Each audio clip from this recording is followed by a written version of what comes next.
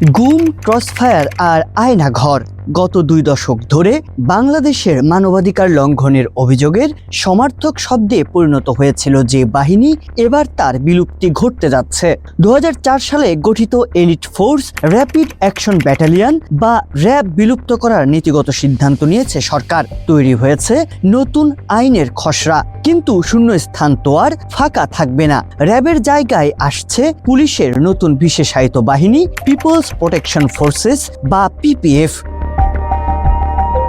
কিন্তু প্রশ্ন হলো, যে বাহিনীর সদস্যদের হাতে র্যাব পরিচালিত হতো তারাই তো পিপিএফ এ যোগ দেবেন। তাহলে এটি কি সত্যি মানবাধিকার রক্ষার কোনো কাঠামোগত সংস্কার, নাকি কেবল আন্তর্জাতিক চাপ সামলাতে নতুন মোড়কে পুরনো পণ্য প্যাক করার চেষ্টা? আজ আমরা বিশ্লেষণ করব র্যাবের পতনের পেছনের ভয়ঙ্কর ডেটা এবং নতুন বাহিনী পিপিএফ এর আইনি কাঠামো। কেন সরকার এমন একটি চৌকস বাহিনীকে পুরোপুরি বিলুপ্ত করার মতো চরম সিদ্ধান্ত নিল? এর উত্তর লুকিয়ে আছে কিছু শিউরে ওঠা পরিসংখ্যানে। মানবাধিকার ইস্যুতে গত 2 দশকে বাংলাদেশ আন্তর্জাতিক অঙ্গনে সবচেয়ে বেশি সমালোচিত হয়েছে র্যাবের কারণে। চলতি বছরের 5 জানুয়ারি গুম সংক্রান্ত তদন্ত কমিশনের দেওয়া রিপোর্ট বলছে, দেশের মোট গুমের ঘটনার প্রায় 25% সঙ্গে র্যাব জড়িত ছিল। কমিশন যে 40টি গোপন বন্দিশালা বা আয়নাঘরের সন্ধান পেয়েছে তার 22 থেকে 25টি ছিল র্যাবের।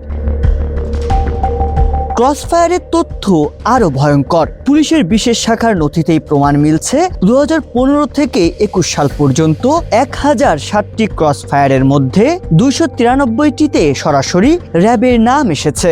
2014 সালে নারায়ণগঞ্জে 7 খুনের মতো ঘটনায় ভাড়ায় মানুষ খুনের অভিযোগ এবং 2021 সালে যুক্তরাষ্ট্রের দেওয়া স্যাংশন, সব মিলিয়ে র্যাবের মানবাধিকার লঙ্ঘনের পাল্লা এতটাই ভারী হয়ে যায় যে জুলাই গণ অভ্যুত্থানের পর খোদ গুম কমিশন এবং হিউম্যান রাইটস ওয়াচ বাহিনীটিকে বিলুপ্তির সুপারিশ করে।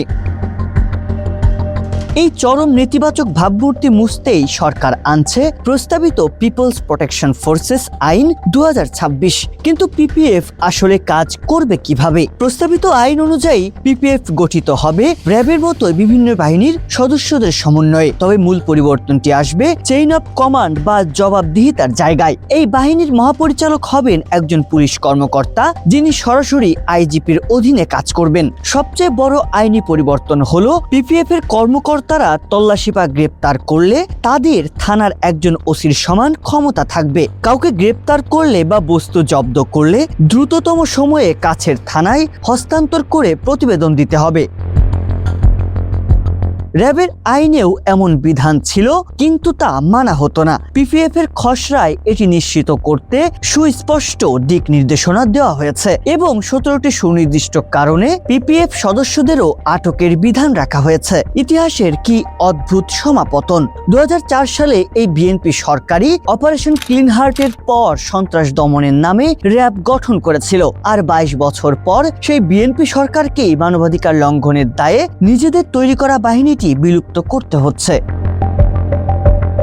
কিন্তু সংশয়টা অন্য জায়গায়। খসড়া আইনে বলা হয়েছে র্যাবের সব স্বার্থ, সম্পত্তি, দায় দেনা এবং কর্মকর্তা কর্মচারীরা স্বয়ংক্রিয়ভাবে পিপিএফ এর অধীনে চলে যাবে। বিশ্লেষকদের মতে, যদি একই সদস্য, একই অস্ত্র এবং একই মাইন্ডসেট নিয়ে শুধু নাম আর ইউনিফর্ম বদলানো হয়, তবে কি মানবাধিকার লঙ্ঘনের সংস্কৃতি রাতারাতি বদলে যাবে? একটি রাষ্ট্রের বাহিনী কখনোই নিজে নিজে গুম বা খুন করতে পারে না যদি না রাষ্ট্রযন্ত্র বা ক্ষমতাসীন রাজনৈতিক দল তাকে নিজেদের হাতিয়ার হিসেবে ব্যবহার করে। র্যাবকে বিলুপ্ত করা নিঃসন্দেহে মানবাধিকার রক্ষার ক্ষেত্রে একটি বড় প্রতীকী বার্তা, কিন্তু পিপিএফ যেন আরেকটি নতুন র্যাব না হয়ে ওঠে, তার জন্য কেবল আইনের খসড়ায় যথেষ্ট নয়। প্রয়োজন রাজনৈতিক সদিচ্ছা ও বিচারহীনতার সংস্কৃতির চূড়ান্ত অবসান। সাইনবোর্ড বদলে ফেললে যদি অপরাধ মুছা যেত, তবে বাংলাদেশের আইন শৃঙ্খলা পরিস্থিতি বহু আগেই বদলে যেত। এখন দেখার বিষয়, পিপিএফ কি সত্যি জনগণের রক্ষক হয়ে উঠবে, নাকি পুরনো ভয়েরই নতুন এক সংস্করণ হিসেবে আত্মপ্রকাশ করবে।